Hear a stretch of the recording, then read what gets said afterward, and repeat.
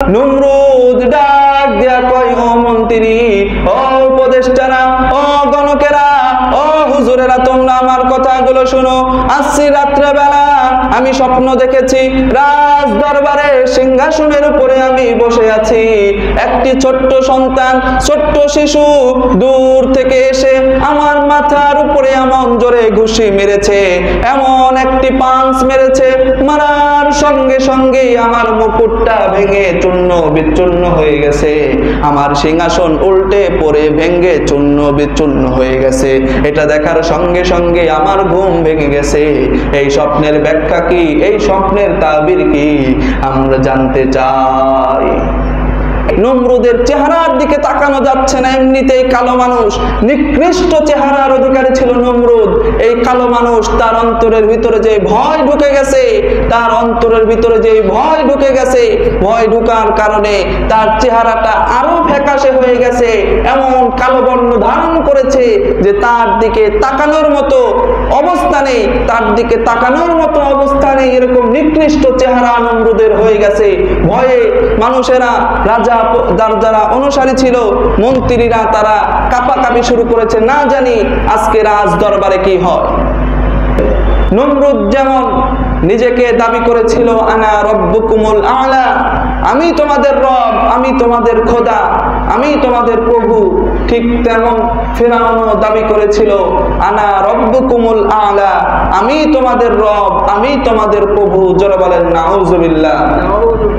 আল্লাহ বলেন, ফিরআউন যিল আওতাদ আল্লাযীনা তাগাউ ফিল বিলাদ ফাকতারু ফিহাল ফাসাদ ওয়া সাব্বা আলাইহিম রাব্বুকা সাওতা আযাব ইন্না রাব্বাকা লাবিল মিরসাদ। কোরআনের ভিতরে আল্লাহ তাআলা ফিরআউনের পরিচয় উন্মোচন করে দিয়েছেন। সম্মানিত বন্ধুগণ, ইব্রাহিম আলাইহিস সালাম দুনিয়াতে এখনো আসে নাই। আসার আগে থেকে নমরুদের মাথার ভিতরে চিন্তা ঢুকিয়ে দিয়েছেন। রাতের বেলা ঘুমিয়ে আছেন খোদা নমরুদ, নমরুদের পাশে খোদানি নমরুদের ওয়াইফও শুয়ে আছে। রাত্রিবেলা ঘুমিয়ে আছে, ঘুমের ভিতরে ভয়ঙ্কর একটি স্বপ্ন নমরুদ দেখতে পায়। নমরুদ রাতের বেলা ভয়ঙ্কর একটি স্বপ্ন দেখতে পায়। স্বপ্ন দেখতে পেয়ে চিৎকার করে ঘুমের ভিতর থেকে লাফ দিয়ে উঠে যায়। নমরুদ নিজেকে খোদা দাবি করেছে, সেই খোদাই যদি ভয় পেয়ে চিৎকার করে বাঁচাও বাঁচাও করতে থাকে, তাহলে মান সম্মান আর থাকে? মান সম্মান থাকে না। দেখেন সামনের দিকে যায় সুন্দরভাবে কিভাবে এর ঘটনা কোরআনের ভিতরে বর্ণিত হয়েছে। জালেম বাদশা নমরুদ যখন ভয়ঙ্কর স্বপ্ন দেখে চিৎকার করে উঠে পড়ল, নমরুদের স্ত্রী ডাক দেয়া কয়, স্বামী গো, কি ব্যাপার, আপনি রাতের বেলা চেঁচামেচি শুরু করলেন কেন? কি হয়েছে? আমি স্ত্রী জানতে চাই। নমরুদ বলতেছে, বিবি রে, আমাকে বাঁচাও বাঁচাও, কে আছো, কে কোথায় আছো, আমাকে বাঁচাও, আমাকে বাঁচাও, আমি মনে হয় শেষ হয়ে যাব, আমি মনে হয় শেষ হয়ে যাব, আমাকে বাঁচাও বাঁচাও।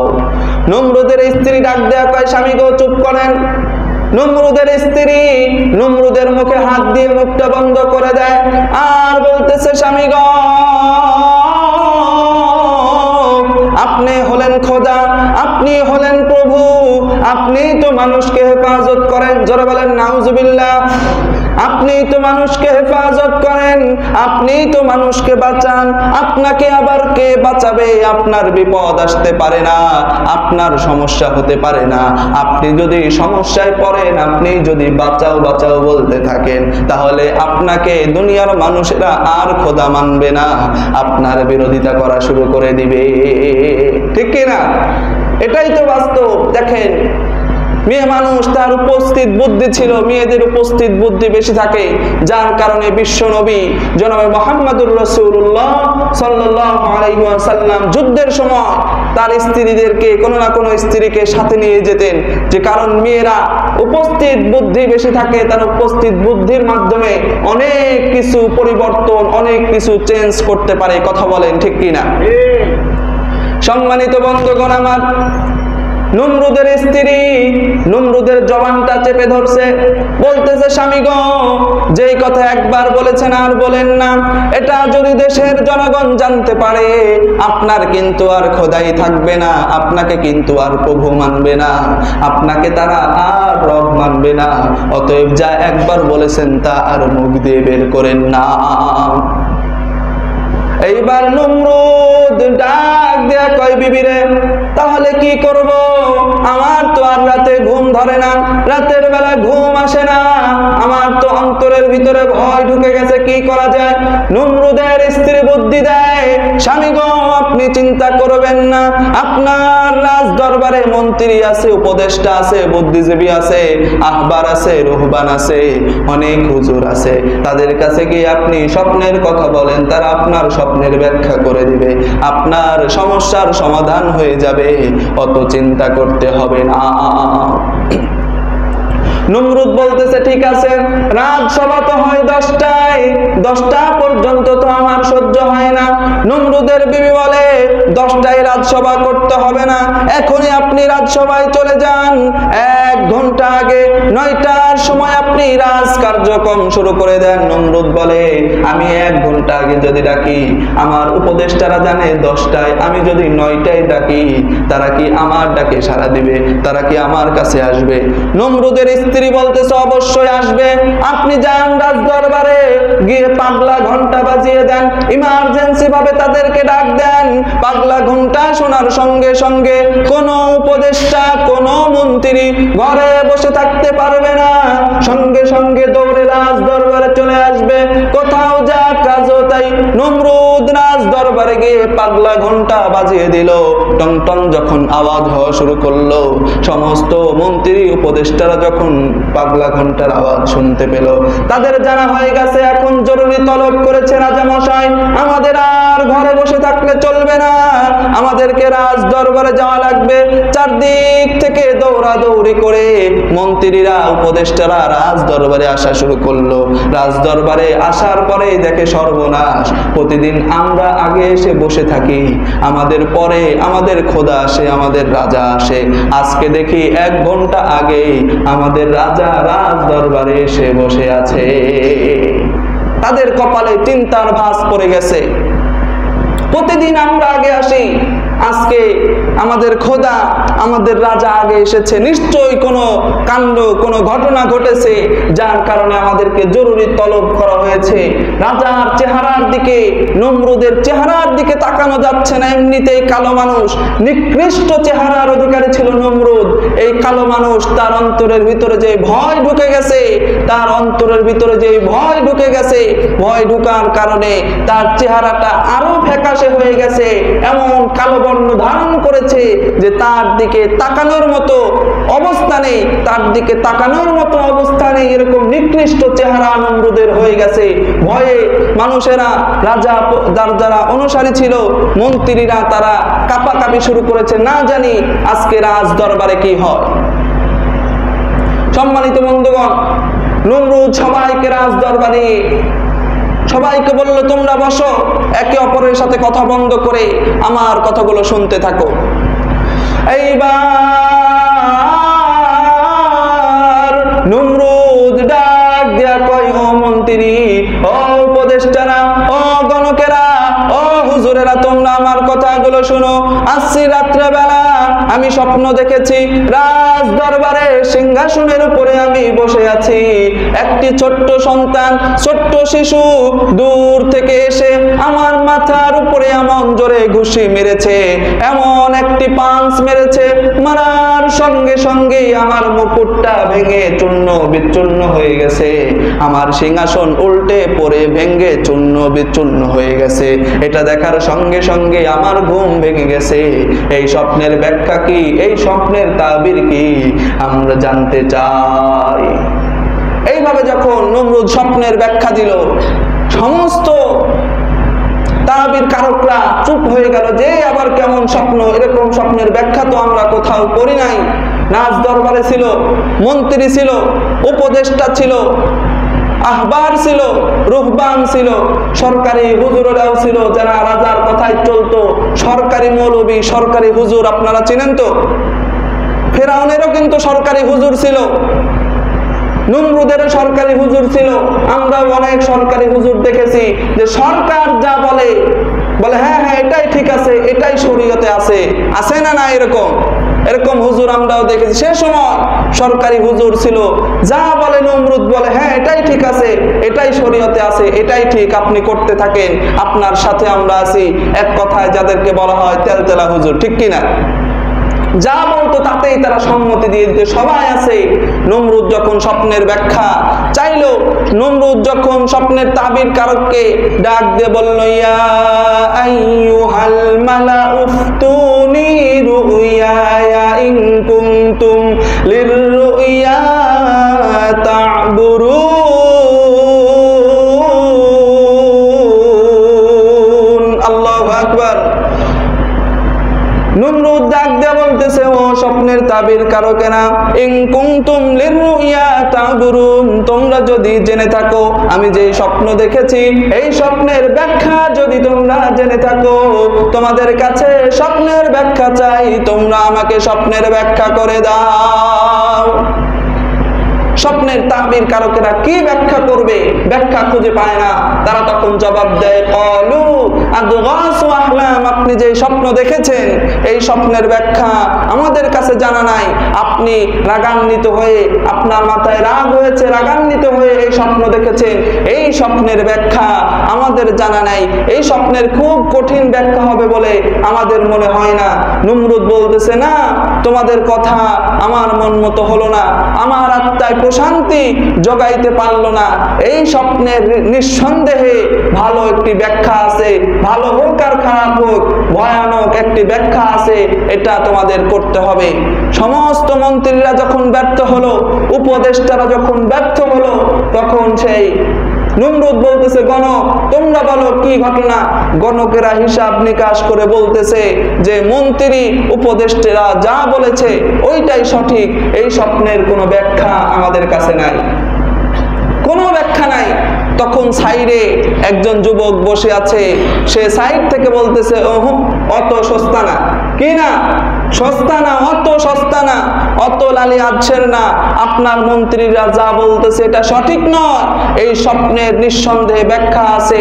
এই স্বপ্নের ব্যাখ্যা হলো উত্থান পতনের ব্যাখ্যা, এই স্বপ্নের ব্যাখ্যা হলো শুরু শেষের ব্যাখ্যা, এই স্বপ্নের ব্যাখ্যা হলো ধ্বংসাত্মক ব্যাখ্যা, এই স্বপ্নের ব্যাখ্যা আমার জানা আছে। বলেন সুবহানাল্লাহ। যেই যুবক বলেছে যে এই স্বপ্নের ব্যাখ্যা আমার জানা আছে, এই যুবক পুরা বাবেল নগরীর একমাত্র যুবক যে পূর্ববর্তী নবীর উপরে যে কিতাব নাজিল হয়েছে, ওহির কিতাব, ইনদাহু ইলমুল কিতাব, যে ওহির ইলম এই যুবকের ভিতরে ছিল। এই যুবক নমরুদকে সেজদা করত না, এই যুবক এক আল্লাহয় বিশ্বাসী ছিল, পূর্ববর্তী নবীর উপরে তার বিশ্বাস ছিল, সে নমরুদকে খোদা মানত না, নমরুদকে খোদা মানত না। সেই যুবক যখন বলল যে স্বপ্নের ব্যাখ্যা আমার কাছে আছে, তখন নমরুদের উপদেষ্টারা বলতেছে, হুজুর আপনি কার কথা শুনতেছেন? এই লোকটাই তো রাজাকার। কি কার? এই লোকটাই তো রাজাকার, এই তো জঙ্গি, এ আপনাকে খোদা মানে না, এক আল্লাহকে ভয় করে, এক আল্লাহর উপরে ঈমান আনে, আপনাকে প্রভু মানে না। এই লোক তো একদম কঠিন লোক, এই লোকের কথা আপনি শুনতে পারেন না। তখন নমরুদ বলতেছে, তোমরা থামো, তোমরা তো কোনো ব্যাখ্যা করতে পারলা না, একজন ব্যাখ্যা করতে চেয়েছে, তার ব্যাখ্যা আমরা শুনতে চাই। তখন নমরুদ বলল, তুমি সামনে আসো। সেই আহলে কিতাব ওহির ইলম যার ভিতরে আছে, সেই যুবক যখন সামনে যেতে চায়, সামনের যে মন্ত্রী সেনাপতি উপদেষ্টারা আছে তারা তাকে সামনে যাওয়ার সুযোগ দেয় না, তারা তাকে সামনে যেতে দিতে চায় না, যেহেতু জঙ্গি, একে সামনে যেতে দেওয়া যাবে না। নমরুদ তখন তাদেরকে ধমক দেয়, তোমরা সাইড দাও, ওকে সামনে আসার মতো সুযোগ তোমরা করে দাও। নমরুদের ধমক শোনার সঙ্গে সঙ্গে সমস্ত মন্ত্রীরা সরে যায়। ওহির ইলম ধারণকারী সেই যুবক রাস্তা পাকা পেয়ে সামনের দিকে চলে যায়। নমরুদের দরবারে গিয়ে, নমরুদের সিংহাসনের সামনে গিয়ে বুক টান টান করে দাঁড়িয়ে যায়।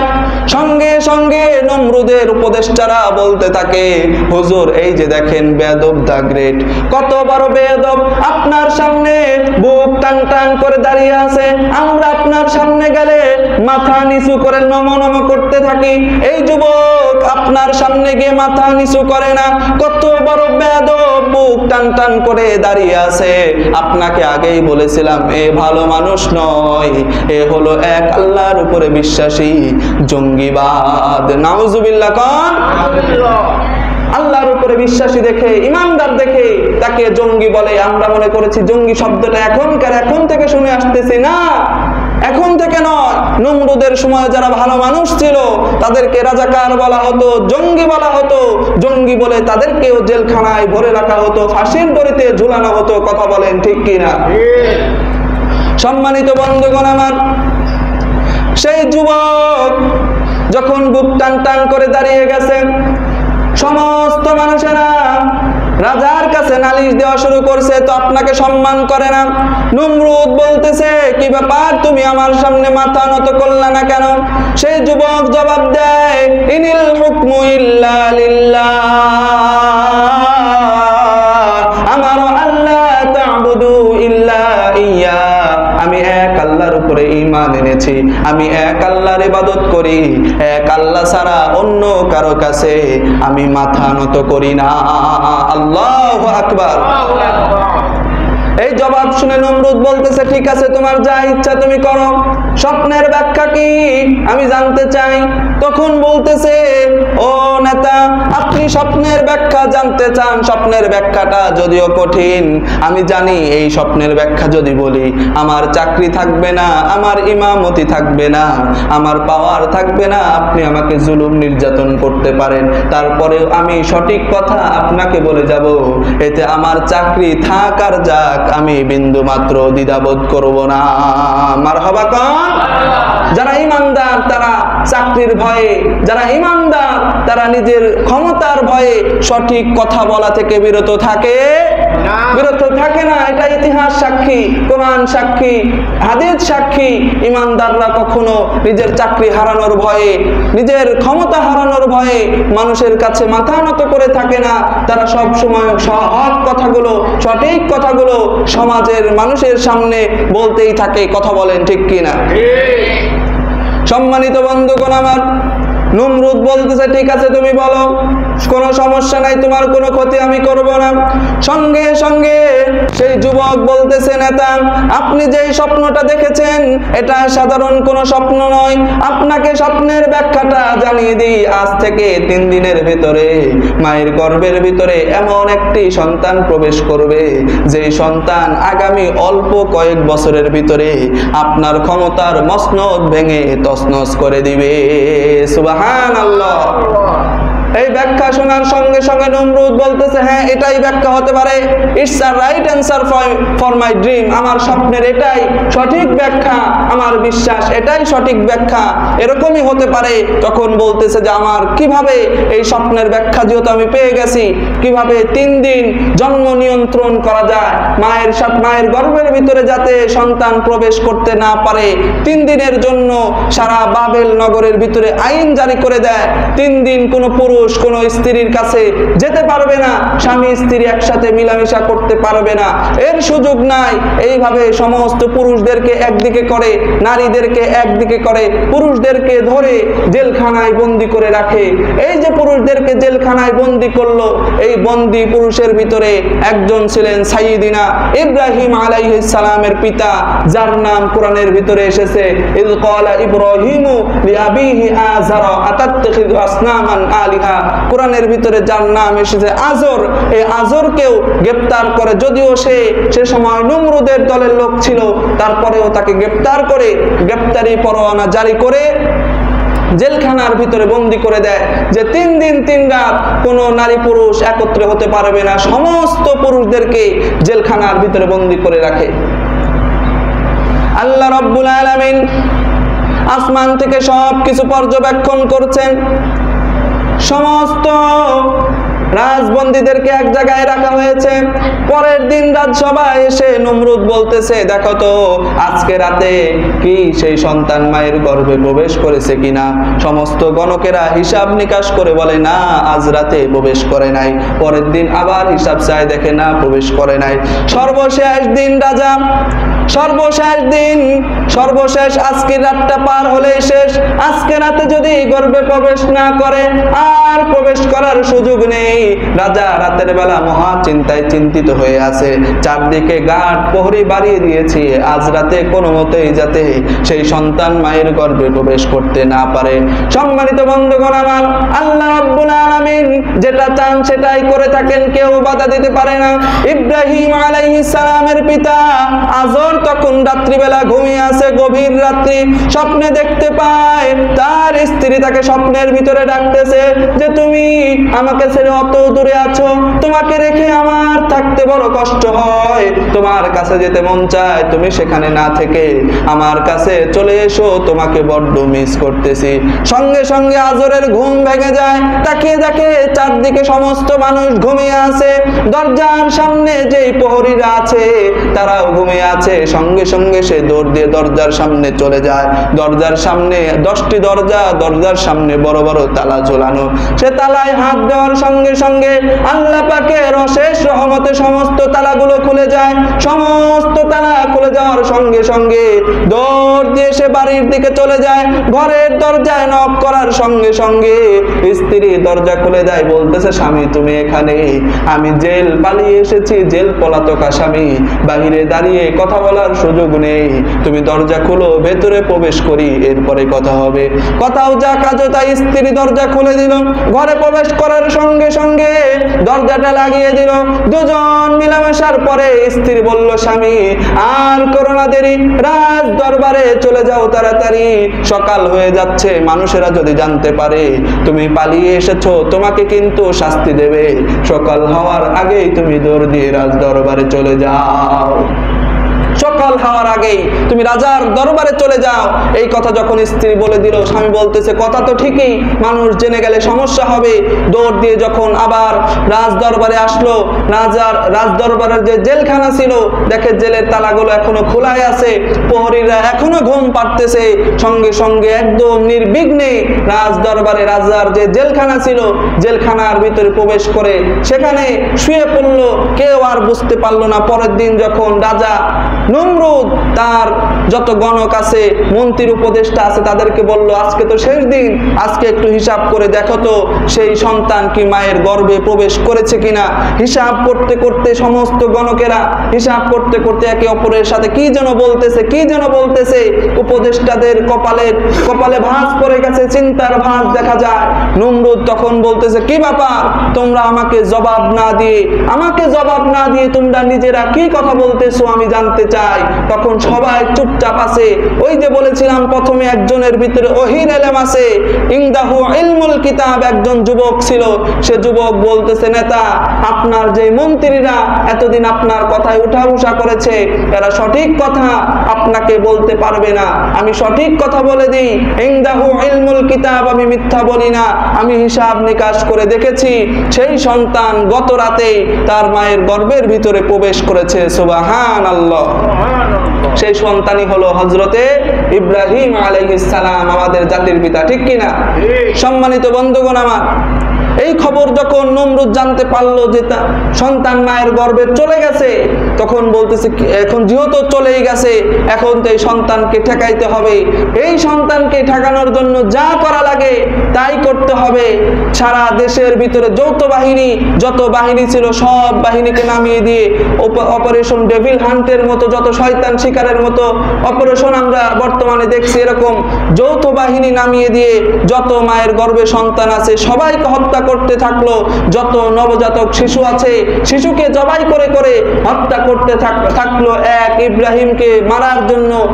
ইব্রাহিমকে মারার জন্য নমরুদ হাজার হাজার শিশুকে হত্যা করলো। হাজার হাজার শিশু হত্যা করে আল্লাহ পাক যাকে বাঁচিয়ে রাখতে চান সাইয়েদনা ইব্রাহিম আলাইহিস সালামকে হত্যা করতে পেরেছে নাকি? পারে নাই। রাখে আল্লাহ, মারে কে? হযরতে ইব্রাহিম আলাইহিস সালাম গর্ভের ভিতরে বড় হয়ে গেলেন, 10 মাস 10 দিন গর্ভে থাকলেন। গর্ভবতী মহিলা যদি কেউ থাকে তাদের উপর অনেক জুলুম নির্যাতন নমরুদের বাহিনীরা করত, অনেক নির্যাতন করত। নবীদের একটি মুজিজা হলো নবীরা যে মায়ের গর্ভে থাকে সেই মার গর্ভ বাহির থেকে বোঝা যায় না, বাহির থেকে কেউ বুঝতেই পারবে না এই মহিলা গর্ভবতী। প্রসবের সময় হয়ে গেছে, তখন পর্যন্ত কেউ বুঝতে পারে নাই যে ইব্রাহিম আলাইহিস সালামের মা গর্ভবতী হয়ে আছে। প্রসব বেদনা যখন উঠে যায়, বাড়ি থেকে অনেক দূরে এক পাহাড়ের গুহায় গিয়ে হাতের স্পর্শ ছাড়াই আল্লাহর কুদরতে পাহাড়ের গুহার ভিতরে সাইয়্যিদিনা ইব্রাহিম আলাইহিস সালামের জন্ম হয়ে যায়। সুবহানাল্লাহ। জন্ম হয়ে গেছে। ইব্রাহিম আলাইহিস সালামের মা চিন্তিত যে সন্তানকে আমি কোথায় রাখবো, এখানে রেখে গেলে তো সাপ পোকামাকড় হিংস্র প্রাণীরা আক্রমণ করতে পারে। সব কিছু চিন্তা করে সেখানে সেই পাহাড়ের গুহার ভিতরে একটি পাথর দিয়ে ঢেকে রেখে গেছে। একদিন পার হয়ে পরের দিন রাত্রিবেলা যখন আবার আসছে দেখার জন্য, দেখার সঙ্গে সঙ্গে ইব্রাহিম আলাইহিস সালামের মা চমকে উঠছে, এটা কিভাবে সম্ভব? একদিনের জন্য, একদিন হলো আমার বাচ্চাকে রেখে গেছি, একদিনের ভিতরে দেখি আমার সন্তান মনে হচ্ছে 1 মাস বয়স হয়ে গেছে। সুবহানাল্লাহ। কিভাবে এটা সম্ভব? তখন তিনি খেয়াল করে দেখে ইব্রাহিম আলাইহিস সালামের যে বৃদ্ধাঙ্গুলি আছে, এই বৃদ্ধাঙ্গুলি তিনি যখন মুখের ভিতরে দিচ্ছে, মুখের ভিতরে দেওয়ার সঙ্গে সঙ্গে এই বৃদ্ধাঙ্গুলি থেকে জান্নাতি ফ্রেশ দুধ ইব্রাহিম আলাইহিস সালামের জন্য বাহির হওয়া শুরু হয়েছে। সুবহানাল্লাহ। এই দুধ তিনি খাচ্ছে। এরপরে এই আঙ্গুল যখন মুখের ভিতরে দেয়, এই আঙ্গুল মুখের ভিতরে দেওয়ার সঙ্গে সঙ্গে জান্নাতি মধু বের হওয়া শুরু হয়। আরেক আঙ্গুল দিলে সেখান থেকে পানি বের হওয়া শুরু হয়। এরকম ভাবে 5 আঙ্গুল থেকে 5 রকমের ঝর্ণার ব্যবস্থা আল্লাহ পাক করে দিয়েছে। সুবহানাল্লাহ। জান্নাতি খাবার খেয়ে একদিনে ইব্রাহিম আলাইহিস সালাম 1 মাসের বড় হয়ে যান। এইভাবে 21 দিনে হযরতে ইব্রাহিম আলাইহিস সালামের দেখতে এমন মনে হয়েছিল যেন তার বয়স 21 মাস হয়ে গেছে। সুবহানাল্লাহ। প্রতি 21 দিন পর পর নমরুদ তার বাহিনীদেরকে নিয়ে গণনা করে, দেখো তো এই সন্তানের জন্ম হয়েছে কিনা। 21 দিন আগে গণনা করেছিল, 21 দিন পরে যখন আবার গণনা করতে গেল তখন দেখে সর্বনাশ, সন্তানের তো জন্ম হয়ে গেছে। তখন নমরুদ আবার ফরমান জারি করলো, আমার বাবেল শহরের ভিতরে যেখানে 21 দিন বয়সী, 1 মাস বয়সী, 2 মাস বয়সী শিশুকে পাবে সেই শিশুকে হত্যা করতে হবে। নবজাতক কোনো শিশু আমার শহরের ভিতরে থাকতে পারবে না, সব শিশুকে হত্যা করতে হবে। নমরুদের আদেশ পেয়ে সমস্ত বাহিনী, যৌথ বাহিনী একত্রে নমরুদকে মারার জন্য, নমরুদের শত্রু ইব্রাহিম আলাইহিস সালামকে মারার জন্য, হত্যা করার জন্য হাজার হাজার শিশুকে হত্যা করে ফেললো। হাজার হাজার শিশুকে হত্যা করার পরেও ইব্রাহিম আলাইহিস সালামকে খুঁজে পায় না, কারণ বয়স যদিও 21 দিন, 21 দিনের শিশুকে 21 মাসের শিশু বানিয়ে দিয়েছেন একজন, তিনি কে? আল্লাহ। ইব্রাহিম আলাইহিস সালামের ঘরে যখন আসলো, দেখে যে একটা শিশু, বলতেছে এটা মারার জন্য যখন হাতে নেয় তখন তাদের যে প্রধান ছিল সেনাপতি, সে বলতেছে কাকে মারতেছো? এটা তো 21 দিনের মনে হয় না, মনে হয় তো 2 বছর পার হয়ে গেছে বয়স, এত বড় শিশুকে মেরে আমরা কি করব? একে মারার প্রয়োজন নাই, একে না মেরে ছেড়ে দিয়ে চলে যায়। সেখান থেকে আস্তে আস্তে ইব্রাহিম আলাইহিস সালাম বড় হতে থাকে, বড় হয়ে নমরুদের মসনদকে নড়িয়ে দেয়, ধ্বংস করে দেয়। কথা বলেন ঠিক কিনা? নমরুদ সে সময় তো নিজেকে খোদা দাবি করেছিল, সে বলেছিল আনা রব্বুকুমুল আলা, আমি তোমাদের রব, আমি তোমাদের রব, আমি তোমাদের প্রভু, আমি তোমাদেরকে বাঁচাই। সে সময় বাবেল নগরীর মানুষের জন্য ফরজ ছিল প্রতিদিন রাত্রিবেলা তারা যখন রাতে ঘুমাইতে যাইতো, ঘুম থেকে উঠে সকালবেলা নমরুদের রাজ দরবারে যেতে হতো, রাজ দরবারে গিয়ে প্রণাম করতে হতো। কি করতে হতো? প্রণাম। রাজ দরবারে গিয়ে মাথা নত করে প্রণাম করতে হতো। কিভাবে প্রণাম করতো আমি কি বলবো? একটু বলবো নাকি? কথা কয় না? বলবো। রাজ দরবারে গিয়ে এইভাবে মাথা নিচের দিকে দিও, জবা জবা সুষমা শঙ্কা সমশাস্য নিশাং পিশাং ওম শান্তি যোদা যোদা ধর্মস্য ওম ভগবতী বাসুদেবায় নমো ওম তমক্ষরম পরম নিধান নমো তমব্বায় শাশ্বতের ধর্মর গুপ্তা সনাতনস্তন পুরুষের মত্তাঙ্গে ওম শান্তি। এইভাবে প্রণাম করতে থাকতো। এইভাবে সবার জন্য প্রণাম করা ফরজ ছিল। কেউ যদি প্রণাম না করতো তারা বলতো বেটা নাস্তিক, এ প্রভু মানে না, খোদা মানে না, এর দুনিয়াতে থাকার কোনো অধিকার নেই, তাকেই নমরুদ হত্যা করে ফেলতো। জোরে বলেন নাউজুবিল্লাহ। এইভাবে প্রণাম করত। সবার জন্য ফরজ ছিল নমরুদকে প্রণাম করা। নিজেকে এত বড় খোদা দাবি করেছিল। সাইয়েদিনা ইব্রাহিম আলাইহিস সালামের যখন জন্ম হয়ে গেল, সাইয়েদিনা ইব্রাহিম আলাইহিস সালামের জন্ম হয়ে গেল, আস্তে আস্তে ইব্রাহিম আলাইহিস সালাম বড় হতে লাগলেন। বড় হওয়ার পরে কিভাবে মূর্তিগুলো ধ্বংস করেন, কিভাবে আগুন অগ্নিকুণ্ডে নিক্ষেপ করা হয়, এই সম্পর্কে বিস্তারিত আলোচনা আগামী সপ্তাহে করা হবে ইনশাআল্লাহ। এখন আর আলোচনা লম্বা করার পারমিট আমার আর নেই, কারণ নামাজের সময় হয়ে যাচ্ছে, সময় কম। আগামী সপ্তাহে আমরা জানি যে অগ্নিকুণ্ডে নমরুদ নিক্ষেপ করেছিল, মূর্তি ভেঙেছিল, ভাঙার কি শাস্তি, নমরুদের ক্ষমতা কিভাবে ধ্বংস হয়ে যায়, এই সম্পর্কে বিস্তারিত আলোচনা করা হবে। আমরা সকলে আগে আগে মসজিদে আসার চেষ্টা করবো ইনশাআল্লাহ। আল্লাহ পাক আমাদেরকে সঠিক বুঝে সামনের দিকে অগ্রসর হওয়ার তৌফিক দান করুন। সকল বলে আল্লাহুম্মা আমিন। আর যত হাজী সাহেব আছে হজের উদ্দেশ্যে রওনা দিয়েছেন, দিবেন, সবার হজকে আল্লাহ পাক যেন কবুল করেন। সকল বলে আল্লাহুম্মা আমিন।